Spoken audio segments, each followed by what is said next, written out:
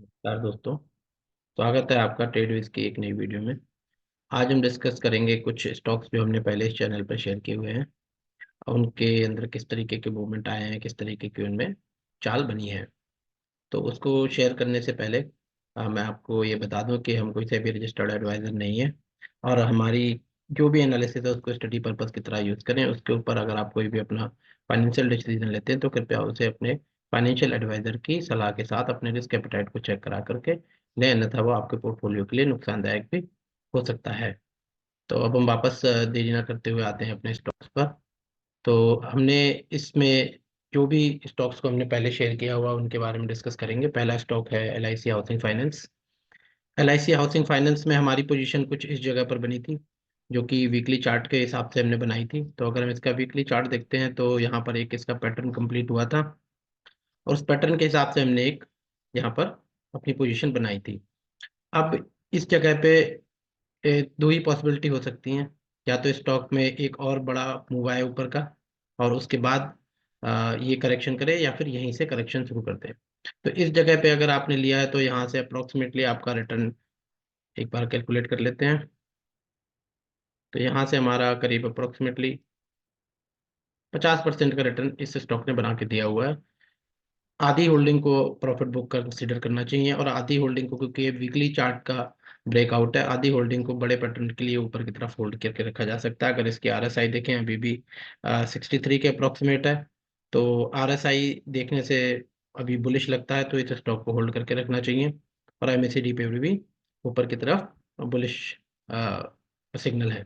तो अभी मेरे को ऐसा लगता है कि स्टॉक में शायद एक हाई और बन सकता है और अगर हम इसके बड़े पैटर्न बड़े टारगेट देखते हैं तो वो काफ़ी ऊपर के हैं। बट उसके पहले एक इंटरमीडिएट करेक्शन भी आनी है।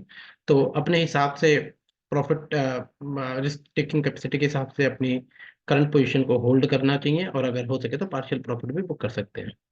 बट पूरी तरीके से स्टॉक से निकलना समझदारी नहीं होगी क्योंकि ये एक वीकली चैनल का ब्रेकआउट है और इसमें आगे के टारगेट भी टाइम के साथ अनफोल्ड होंगे। अब हम दूसरा स्टॉक देखते हैं, कैनफिन होम। कैनफिन होम में जैसा कि हमें लग रहा है कि वीकली चार्ट के हिसाब से अगर हम देखते हैं तो ये अभी अपनी फोर्थ वेव में चल रहा है और ये फोर्थ वेव नीचे यहाँ कहीं तक भी आ सकती है। एक फर्दर डिप इसमें देखने को मिल सकता है। हालांकि फोर्थ वेव फर्स्ट वेव की टेरिटरी में आनी नहीं चाहिए, तो इस ग्रीन लाइन के नीचे आने की जगह नहीं दिखती है। इस स्टॉक में अगर आप हैं तो इस ग्रीन लाइन का स्टॉप लॉस लेके आप अपनी पोजीशन को होल्ड रखना चाहिए आगे के टारगेट के लिए। ऐसा देखने में लगता है टेक्निकल एनालिसिस के हिसाब से।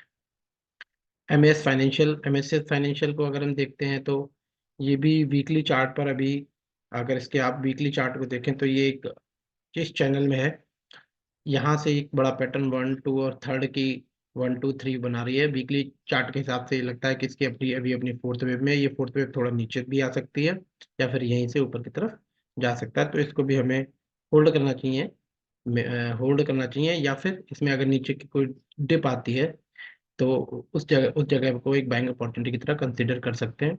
इन सब स्टॉक्स की फंडामेंटल एनालिसिस हमने पीछे की वीडियोस में की हुई है। मैं आपको उन वीडियोस के लिंक इस वीडियो में लगा दूंगा, तो वहां पर आप उनको देख सकते हैं। तो हम फंडामेंटल एनालिसिस में ना करते हुए केवल इन स्टॉक्स की टेक्निकल एनालिसिस कर रहे हैं। नेक्स्ट है PNB हाउसिंग। PNB हाउसिंग में ये जो नीचे से मूव बना था इस लो के बाद से, उसका एक करेक्टिव राइज कंप्लीट हो गया है और इसमें एक एक लेवल ऑफ करेक्शन ड्यू लगता है। अगर ये करेक्शन में स्टॉक कभी हमें 326 320 के आसपास मिलता है तो वो एक बाइंग अपॉर्चुनिटी की तरह कंसीडर किया जा सकता है और इसके बाद इस स्टॉक का थर्ड वेव स्टार्ट होने की प्रोबेबिलिटी है। बट इस डाउनफॉल में ये स्टॉक कहाँ तक आता है, 505 पे रुकता है या फिर 300 350 तक आता है, वो एक देखने वाली बात होगी। आईबुल हाउसिंग फाइनेंस। आईबुल हाउसिंग फाइनेंस जैसे कि बताया, ये अपने वीकली चार्ट पे कंसोलिडेट कर रहा है। ये स्टॉक थोड़ा अच्छा लगता है, यहाँ से एक 20 25 30% का बाउंस बैक लगता है। बट उसके बाद फिर इसी जोन में अगर ये कंसोलिडेट करके फिर ब्रेकआउट करता है तो इसको लॉन्ग टर्म के लिए देखा जा सकता है। Aptus value housing finance. Aptus value housing finance में इस चैनल का ब्रेकआउट हो गया है और इसके अगर हम डेली चार्ट पे एक बार जाते हैं तो ये इस पूरे मूवमेंट की करेक्शन कर रहा है। एक तरीके से डिग्री लेवल की करेक्शन लगती है। अब इसकी सी वेव, इस ये करेक्शन यहाँ पे कंप्लीट हो चुकी है या ये करेक्शन और डीपन करके इस रेट तक आने की प्रोबेबिलिटी भी हो सकती है अगर मार्केट में कोई बड़ा डीप कट दिखता है। तो 263 के आसपास अगर ये स्टॉक मिलता है तो बहुत ही रिस्क रिवॉर्ड रेशियो बहुत ही फेवरेबल होगा। यहाँ से भी रिस्क रिवॉर्ड रेशियो ठीक है, बट अभी स्टिल ये प्रोबेबिलिटी यहाँ तक आने की ऑन है जब तक कि ये वाला हाई ऊपर की तरफ नहीं बढ़ता है। आवास फाइनेंशियल्स देखने से भी आवास फाइनेंशियल्स में लगता है डेली के टाइम फ्रेम पे काम कर रहा है और मूविंग एवरेजेस के कंसोलिडेशन पर स्टॉक चल रहा है। अगर एक बार इसका वीकली चार्ट देखते हैं तो इसका एक साइकिल ऐसा लगता है कि कंप्लीट हो चुकी है और इसमें डाउनफॉल की बहुत कम गुंजाइश लगती है। हालांकि ऊपर की तरफ ये एक रेजिस्टेंस जोन है अ, जो 2000 के अप्रोक्सीमेट तक है, तो इस स्टॉक में आने वाले टाइम में हम साइडवेज स्टॉक जा सकता है, बट नीचे की तरफ की डाउन साइड इसमें लिमिटेड लगती है, तो इसको भी हम आने वाले टाइम में धीरे धीरे करके एक्यूमुलेट कर सकते हैं। प्रारंभमल एंटरप्राइज का अगर हम वीकली चार्ट देखते हैं तो वीकली चार्ट के हिसाब से स्टॉक कंसोलिडेशन में है। अभी तक इस स्टॉक में ऐसी कोई प्रॉब्लम नहीं हुई है कि इस स्टॉक से बाहर निकला जाए। हालांकि अगर एक बार ये ट्रेंड लाइन टूटती है तो इसमें नीचे की लेवल खुल सकते हैं और ये पूरा एक करेक्टिव राइज एक्स वेव बन के एक फ्रेश एबीसी के पैटर्न में नीचे आ सकता है। बट अगर ये यहाँ से भी वापस जाता है तो भी ये अपनी और इस हाई को काटता है तो उस केस में इसका ट्रेंड ऊपर की तरफ कन्वर्ट हो जाएगा। तो अगर ये ट्रेंड लाइन करती है और नीचे की तरफ डाउन साइड आता है तो डाउन साइड खुलती है इस स्टॉक की यहाँ तक की। अगर ये यहीं से इस हाई को काट देता है तो इसका ट्रेंड रिवर्सल ऊपर की तरफ हो जाएगा। आई एक्स पे अगर हम देखते हैं तो आई एक्स अभी भी अपने वीकली टाइम जोन पर ही कंसोलिडेशन कर रहा है। इसमें इस स्टॉक में बहुत बढ़िया कंसोलिडेशन हो रहा है और आने वाले टाइम में जब जब आपको ये इस रेंज के आसपास मिले आपको इसमें बाइंग कंसीडर करनी चाहिए, क्योंकि ये एक मोनोपोली स्टॉक है और इतनी खराब न्यूज आने के बाद भी इस स्टॉक ने अपने इस लो को तोड़ा नहीं है जो कि 110 का है। नीचे की डाउन साइड अगर आती भी है तो 61-78% तक आ सकती है, जो कि अप्रोक्सीमेटली 80 से 70 रुपए के बीच की रेंज बनेगी। तो अगर वहां तक भी ये स्टॉक आता है तब भी इस स्टॉक का बड़ा चार्ट जो है बॉटमिंग आउट के संकेत ही देगा। इसमें से मुझे ऐसा नहीं लगता कि बाहर निकलना चाहिए। हर डिप पे आपको खरीद के लॉन्ग टर्म के लिए होल्ड करने के विचार में सोच सकते हैं। इसके बाद हमने बजाज कंज्यूमर की एनालिसिस की थी। तो बजाज कंज्यूमर अभी भी एक पैटर्न को अपने कंप्लीट करके उसकी इंटरनल का इस पूरे पैटर्न की करेक्शन में है, जो कि करेक्शन मुझे लगता है इस जोन के आसपास कंप्लीट होनी चाहिए। जब ये करेक्शन कंप्लीट होगी उसके बाद स्टॉक में अप ट्रेंड ऊपर की तरफ दिख सकता है। तो ये एक्यूमुलेशन जोन है। अगर आपको स्टॉक को देखना है, आप कंज्यूमर स्टॉक देख रहे हैं जो कि आने वाले टाइम में लगता है कि आगे की ऊपर की तरफ ब्रेकआउट कर सकते हैं, तो ये एक स्टॉक अच्छे सेटअप बनाता हुआ दिख रहा है, तो इसको भी हम कंसीडर कर सकते हैं इन्वेस्टमेंट अपॉर्चुनिटी के लिए। नेक्स्ट है केएनआर कंस्ट्रक्शन। केएनआर कंस्ट्रक्शन में अगर हम देखते हैं तो इसके वीकली चार्ट के हिसाब से ऐसा लग रहा है कि स्टॉक ने अपनी fourth wave fourth wave fourth wave complete कर ली है और फिफ्थ वेव के लिए धीरे धीरे ऊपर जा रहा है। अब ये फिफ्थ वेव कहाँ पे कंप्लीट होगी ये डिपेंड करेगा इलेक्शन के रिजल्ट पे। अगर इलेक्शन के रिजल्ट बहुत ही एस्टोनिशिंग आते हैं तो ये ऊपर बड़ा हाई भी बना सकता है, और अगर इलेक्शन के रिजल्ट एवरेज रहते हैं तो ये 369 के बाद इस पूरे पैटर्न की इंटरमीडिएट करेक्शन में जाएगा। तो कुल मिला के ऐसा लगता है कि एक बार ये स्टॉक टॉप बनाने के बाद इस पूरे पैटर्न की इंटरमीडिएट करेक्शन करेगा, जो कि थोड़ी लंबे टाइम फ्रेम तक चल सकती है। तो अभी के लिए हम एक नए हाई का वेट कर सकते हैं, बट उसके बाद इसमें एक करेक्शन की संभावना नजर आती है। नेक्स्ट स्टॉक हम देखते हैं पीएनसी इंफ्राटेक। तो पीएनसी इंफ्राटेक में अगर हम देखते हैं तो इस पूरे पैटर्न का एक ये फर्स्ट वेव यहाँ पे बनी हुई है। ये यहाँ से एक फर्स्ट वेव बनी, इस पूरे पैटर्न की कोविड में एक सेकंड वेव बनी और ये थर्ड वेव की फोर्थ वेव कंप्लीट करके अपनी फिफ्थ वेव को कंप्लीट कर चुका है। अब इसमें अगर एक और नई हाई नया हाई भी रजिस्टर हो जाता है, बट उस केस में भी आ, मेरे ख्याल से इस स्टॉक में हमें बाइंग से बचना चाहिए और क्योंकि उसके बाद ये उसकी इंटरमीडिएट करेक्शन करेगा और इस पूरे पैटर्न की फोर्थ वेव बनाएगा। तो उस फोर्थ वेव के हमें इंतजार करना चाहिए। अब दौड़ के लेने वाली जगह इस स्टॉक में नहीं लगती है। नेक्स्ट देखते हैं मैन इंफ्रा। तो जैसा कि केएनआर कंस्ट्रक्शन और पीएनसी इंफ्रा से लग रहा है, सिमिलरली इसमें भी एक नए हाई की गुंजाइश लगती है और उस नए हाई के बाद स्टॉक इस पूरे मूव की एक करेक्शन या तो साइडवेज होके या फिर प्राइस में नीचे की तरफ टूट के करेक्शन कर सकता है। तो इसमें जैसे जैसे नए हाई बनते हैं आपको प्रॉफिट बुकिंग के को कंसीडर करना चाहिए। पीएसपी प्रोजेक्ट का ऐसा देखने से लगता है कि एक लेग पूरी कंप्लीट करने के बाद एक पूरा पैटर्न कंप्लीट हो गया है। अब या तो ये स्टॉक यहाँ से थोड़े दिन साइडवेज रहे, अप्रोक्सीमेट 6 से 8 महीने तक इस स्टॉक को साइडवेज रहना चाहिए। यहाँ पे ये कंसोलिडेशन होना चाहिए, जिससे कि इसकी प्राइस और टाइम वाइज दोनों करेक्शन कंप्लीट हो जाएंगी। और उसके बाद अगर ये ऊपर की तरफ ब्रेकआउट करता है तो देखना चाहिए। फिलहाल के लिए स्टॉक साइडवेज जाता हुआ दिखता है। ड्रीम फोक सर्विसेज का वीकली चार्ट अगर हम देखते हैं तो ये चार्ट काफ़ी अच्छा लगता है। यहाँ से इस स्टॉक कंसोलिडेशन जोन में है, और जैसे ही ये, अगर आप इसकी ट्रेंड लाइन ड्रॉ करेंगे तो ये 0-2 की वैलिड ट्रेंड लाइन यहाँ से बनती है। इस ट्रेंड लाइन का स्टॉप लॉस लेके और इस स्टॉक को हमें होल्ड करना चाहिए। अगर ये हाई ऊपर की तरफ करता है तो ये स्टॉक ऊपर की तरफ बड़े टारगेट के लिए जा सकता है। तो ये स्टॉक फ्रेश बाइंग जोन के हिसाब से ये स्टॉक थोड़ा सा अभी भी बाइंग जोन में और अच्छा लगता है। इस ट्रेंड लाइन का स्टॉप लॉस लग के, क्योंकि नीचे 78-81% की रिट्रेसमेंट पहले ही मार चुका है। टाइम वाइज अगर देखते हैं तो इसमें अभी 1 ईयर का ही टाइम हुआ है, तो हो सकता है कि यहाँ से चलने में थोड़ा स्टॉक और टाइम ले ले, बट ओवरऑल स्टॉक का चार्ट पैटर्न ठीक है। नेक्स्ट है बोडल केमिकल। बोडल केमिकल में जैसा हमने पिछली बार डिस्कस किया था कि ये एक बार ये जोन का ऊपर का हाई बनेगा, तो अगर हम इसका एक डेली चार्ट देखते हैं तो यहाँ तक की तो इसकी एक साइकिल कंप्लीट होती लग रही थी। 0 to 10 लाइन यहाँ पर इसके मंथली चार्ट के हिसाब से अगर आप देखेंगे तो एक ये एक पूरा मूव आया था, उसका एक लो यहाँ बना था, ये 0 to 10 लाइन लगती है। और इसके अंदर के वेव की वन, और ये वाला यहाँ से अगर इसको जोड़ते हैं तो ये 0 2 लगती है, बट स्टिल अगर ये वाला करेक्शन इसको यहाँ कहीं पर टच करती है तो ये करेक्शन यहाँ पे कंप्लीट हो जाएगी, तो इसकी भी एक सेकेंड वेव मार्क हो जाएगी यहाँ पर। और अदरवाइज अगर आप इसके डेली फ्रेम पर, वीकली पे देखते हैं तो ये मूविंग एवरेजेस के कंसोलिडेशन में है। तो ओवरऑल इस स्टॉक में कुछ नहीं हुआ, अभी साइडवेज है। जब भी इसमें ऊपर की तरफ ब्रेकआउट आएगा तब हम इसको कंसिडर कर सकते हैं। इस पूरे मूव का इसने इंटरमीडिएट करेक्शन किया है जो चल रहा है इसका। अगर आप यहाँ से देखते हैं, इस पूरे मूव का इंटरमीडिएट करेक्शन चल रहा है। मेरे ख्याल से जब ये एक बार एक स्टॉक इस ट्रेंड लाइन के आसपास आता है तो इसको बाइंग अपॉर्चुनिटी की तरह देख सकते हैं। अभी के लिए स्टॉक साइडवेज जाता हुआ दिखता है।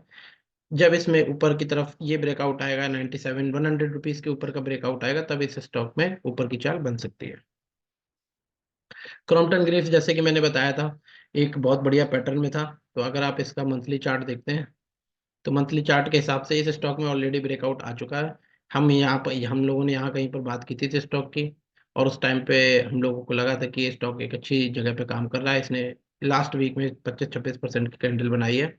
तो ये वीकली चार्ट देखने से लग रहा है कि स्टॉक ने ब्रेकआउट अपना कर दिया। अब इसकी first, second and third wave चल रही है, इसके बाद एक करेक्शन और फिर fourth fifth wave complete mark होगी, और फिर उसकी एक करेक्शन आने के बाद ये स्टॉक ऊपर की तरफ मूव कर सकता है। ओवरऑल देखने से ये स्टॉक ब्रेकआउट कर चुका है और इसमें बाइंग ऑन डिप की अपॉर्चुनिटी लगती है।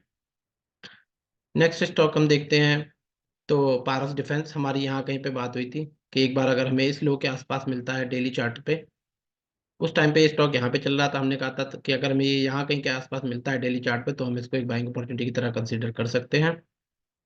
तो इसने हमें एक बार को अपॉर्चुनिटी दी भी। इस जगह पे हमारी बात हुई थी वीडियो में, और उसके बाद इसने एक बाइंग अपॉर्चुनिटी हमें यहाँ पे दी है नीचे की तरफ। अगर किसी ने लिया होगा और उसने रखा होगा तो उसको अप्रोक्सीमेटली ये रिटर्न जो है आपके अप्रोक्सीमेटली 40-45% के रिटर्न बन रहे होंगे।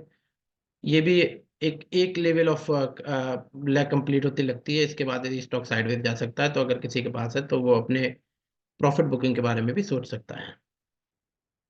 नेक्स्ट स्टॉक है बेस्ट एग्रो। तो बेस्ट एग्रो पे हमारी जैसे बात हुई थी कि ये स्टॉक नीचे बॉटम बनाता हुआ दिखता है। तो इस स्टॉक में अगर हम देखते हैं तो नीचे की तरफ क्या पैटर्न बना है, स्टॉक ने अपनी एक बड़ी डिग्री साइकिल की करेक्शन कंप्लीट करी हुई लगती है। क्योंकि इस कैंडल को अगर आप देखते हैं तो इस कैंडल में वॉल्यूम, इस मंथली कैंडल में वॉल्यूम ठीक है। इस कैंडल पे अगर हम देखते हैं तो यहाँ पे वॉल्यूम के साथ एक कैंडल बनी हुई दिखती है। तो इसको अगर हम बड़े चार्ट पे देखते हैं तो एक पूरी साइकिल कंप्लीट होती लगती है। जब इसको वीकली चार्ट पे जाते हैं तो हमें देखने को मिलता है कि इसने यहाँ पे आके इस वीक में ये जो कैंडल बनाई एक अप्रोक्सीमेटली 50% की कैंडल है, और उसके बाद इस कैंडल का इंटरमीडिएट करेक्शन खत्म हो चुका है। अब ये स्टॉक अपने सपोर्ट जोन से सपोर्ट लेके ऊपर की तरफ दोबारा चल सकता है। तो अगर बेस्ट एग्रो में किसी की एंट्री है तो वो उसको होल्ड कर सकता है, और अगर किसी की नहीं है तो वो फ्रेश बाइंग के लिए भी यहाँ पे सोच सकता है। स्टॉप लॉस इस लो का ही रखना पड़ेगा या इस ट्रेंड लाइन का रखना पड़ेगा। तो उस हिसाब से अपनी रिस्क एपेटाइट के हिसाब से आप इसमें अपनी पोजीशन के बारे में सोच सकते हैं। नेक्स्ट स्टॉक है जस्ट डायल। जस्ट डायल का वीकली चार्ट अगर हम एक बार देखते हैं, पहले मंथली चार्ट देखते हैं, तो हमारी बात यहाँ कहीं पे हुई थी कि जस्ट डायल बहुत अच्छा लग रहा है। उसके बाद इस स्टॉक में करीब 30 से 35 40% के रिटर्न आए हैं, जो कि हमारा पहला टारगेट था जो हमने बनाया था, वो target approximately neck to neck achieve हुआ है। तो अगर किसी के पास ये स्टॉक है तो इस स्टॉक को लॉन्ग टाइम फ्रेम के लिए, बड़े टाइम फ्रेम के लिए होल्ड करना चाहिए। ये मूव केवल इतना नहीं है, अगर आप ये देखोगे ये भी एक राउंडिंग बॉटम है जिसका ब्रेकआउट ऊपर की तरफ आएगा, तो ये नेक्स्ट टारगेट है, और उसके बाद और भी एक राउंडिंग बॉटम। उस हिसाब से इसके टारगेट काफी ऊपर के लगते हैं। तो अगर किसी ने बाइंग करी है तो वो इस स्टॉक को लॉन्ग टाइम फ्रेम के लिए होल्ड कर सकता है। अगर किसी ने बाइंग नहीं की है तो इस जोन में ये इसकी सपोर्ट जोन है। इस स्टॉप लॉस के साथ फ्रेश बाइंग, इस स्टॉप लॉस के साथ या इस ट्रेंड लाइन के स्टॉप लॉस के साथ आप फ्रेश बाइंग भी कर सकते हैं। तो अगर हम इसके डेली चार्ट को देखते हैं तो ये हमारी वीडियो बनाने के बाद इसमें कितने परसेंट के रिटर्न आए हैं। तो ये हमारी जो वीडियो बनी थी वो अप्रोक्सीमेटली इस जगह के आसपास बनी थी, यहाँ के आसपास। और उसके बाद इस स्टॉक में, और हमारा स्टॉप लॉस यही था जो कि ट्रिगर नहीं हुआ है। और उसके बाद इस स्टॉक में अप्रोक्सीमेटली यहाँ से, अगर आप देखते हैं तो यहाँ से अप्रोक्सीमेटली इस स्टॉक ने 42% के रिटर्न दिए हैं। डेली चार्ट पे देखने से लगता है ये अभी इसकी इंटरमीडिएट करेक्शन खत्म नहीं हुई है, ये इसकी एक लेग कंप्लीट हुई है, इसके बाद एक बाउंस करेक्टिव राइज आना, और उसके बाद एक थर्ड सेकंड सी वेव बनेगी, वहां पर इसी जोन में इसकी करेक्शन कंप्लीट होनी चाहिए। तो आने वाले 3 से 4 से 5 महीनों में अगर हमें इस जोन में स्टॉक दोबारा मिलता है तो ये बहुत बढ़िया बाइंग अपॉर्चुनिटी होगी इस स्टॉक को बाई करने के लिए, इस स्टॉप लॉस 750 के अप्रोक्सीमेट के स्टॉप लॉस के साथ में। नेक्स्ट स्टॉक हम देखते हैं रेन इंडस्ट्रीज। ये एक स्टॉक है जिस पे हमने वीडियो बनाई थी और ये अभी तक चला नहीं है। अगर इस स्टॉक के बड़े पैटर्न को एक बार देखते हैं तो बड़े पैटर्न के हिसाब से लगता है कि ये स्टॉक की फर्स्ट एंड सेकंड लेग यहाँ कंप्लीट हो गई। थर्ड की फर्स्ट वेव कंप्लीट हुई है, सेकंड वेव के लिए अभी साइडवेज है। नीचे की तरफ ये 200 डेज का मूविंग एवरेज है 122 के आसपास। तो अगर ये यहाँ कहीं आता है तो भी एक बढ़िया अपॉर्चुनिटी है। ये स्टॉक चल नहीं रहा है, साइडवेज है, और भी साइडवेज रह सकता है, बट ओवरऑल टेक्निकली देखने से स्टॉक में ऐसी कोई प्रॉब्लम नहीं लगती है। जब आप इन्वेस्टमेंट के हिसाब से देखते हैं तो ये स्टॉक 20-30% ऊपर नीचे होकर चलते हैं।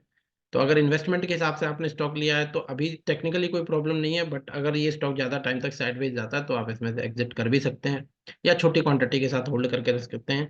ये इसकी 200 मूविंग एवरेज है अभी मंथली की, तो यहाँ तक अगर स्टॉक आता है तो और भी अच्छी बात है, उसको लिया जा सकता है।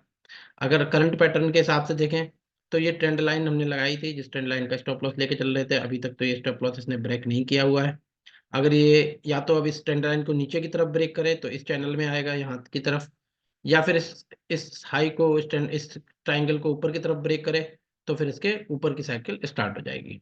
बट अभी के लिए इसमें कोई भी ऐसा मूवमेंट आता हुआ नहीं दिखता। डेली चार्ट पर अगर हम देखते हैं तो इस पूरे मूव की करेक्शन यहाँ तक होती हुई दिखती है।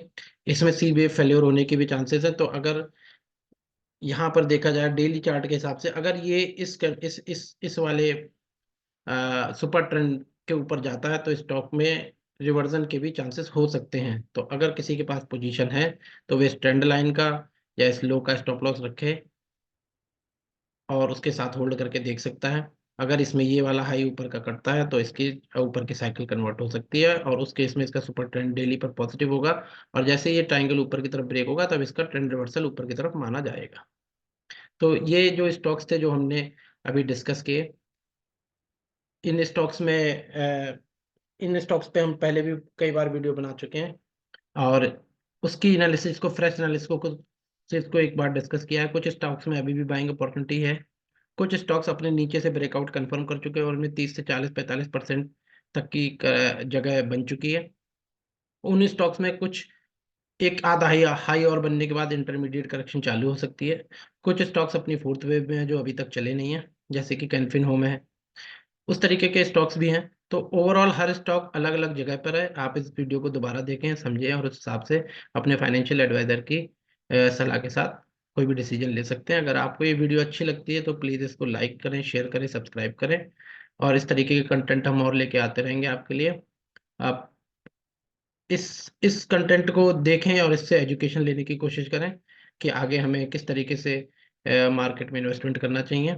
इसको किसी टिप और किसी टिप की तरह ना समझे कि यहाँ पर कोई टिप दी जा रही है। यहाँ पे केवल हम लोग एक डिस्कशन करते हैं, एक एनालिसिस शेयर करता हूँ मैं, अपना जो व्यू होता है वो बताता हूँ और क्लियर कट व्यू बताता हूँ, कोई इफ एल्स नहीं है। तो उस हिसाब से इसको देखें। अगर आपको किसी स्टॉक के एनालिसिस चाहिए तो आप कमेंट में बता सकते हैं, हम उस स्टॉक की एनालिसिस करने की कोशिश करेंगे और उस पर वीडियो लाने की कोशिश करेंगे।